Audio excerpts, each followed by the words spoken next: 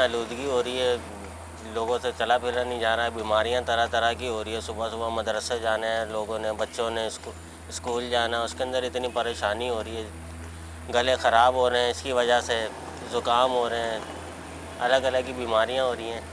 आपके सामने ही है जो इतनी, ये हर साल तो होती नहीं है ये, लेकिन इस साल कुछ ज़्यादा ही हो रही है। नंबर 1 पे ही चल रहा है लाहौर पाकिस्तान का।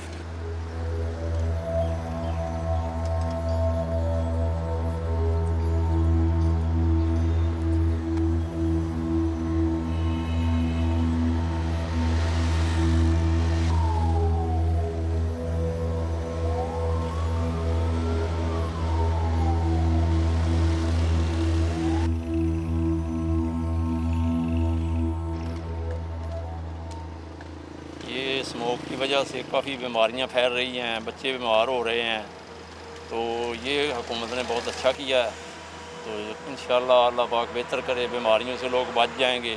इसके लिए एहतियाती तदबीर जो है ना वो बहुत ज़रूरी हैं। मास्क वगैरह लगा कर रखें, बच्चों को सर्दी से बचाएं, घरों में रखें, बच्चों को मास्क लगाएं, बड़े बूढ़े जो हैं वो भी परहेज़ करें।